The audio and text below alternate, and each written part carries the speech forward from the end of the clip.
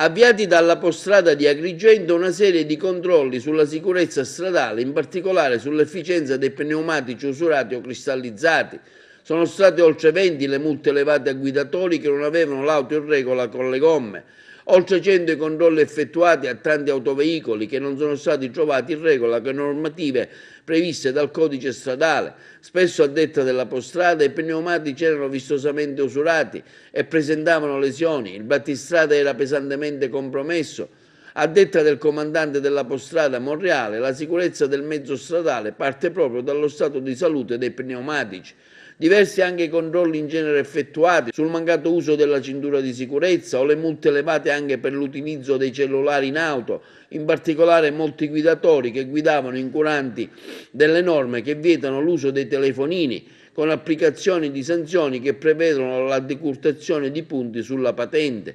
Ricordiamo che recentemente la Polizia Statale ha anche avviato un progetto in collaborazione con l'Associazione Acquarinto di Agrigento dal tema Siamo sulla buona strada, con lezioni di sicurezza stradale, le norme del codice della strada che ci sono in Italia, ad immigrati che fanno parte del programma SPAR richiedenti protezione internazionale. All'evento era presente anche il capo della Polizia Statale, cui abbiamo chiesto anche qual è il grado di conoscenza delle norme del codice della strada da parte dei cittadini agrigentini. Gli agrigentini, ma come anche nel resto dell'Italia, non sono sempre disciplinati alla guida.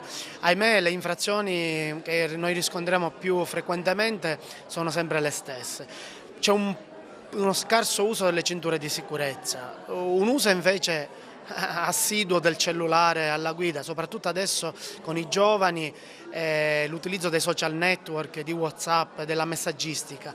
Devo dire, proprio questa è una delle cause più frequenti in Italia dei sinistri stradali. E poi anche ci sono molti veicoli che non sono assicurati, molti veicoli che non sono revisionati e in generale c'è sempre un poco rispetto di tutte le norme del codice della strada. Ecco, in questo senso voi cosa fate per prevenirli? Allora, io appunto moltissimo per quanto riguarda la prevenzione, più che la repressione. La repressione è importante e quindi noi la facciamo giornalmente su strada. Quello su cui invece punto tanto è anche la prevenzione, soprattutto accetto di buon grado iniziative come questa e quella di tutte le scuole di ogni ordine e grado della provincia di Agrigento. La cosa importante è proprio intervenire quando i ragazzi sono ancora più giovani e quindi prevenzione prima che repressione.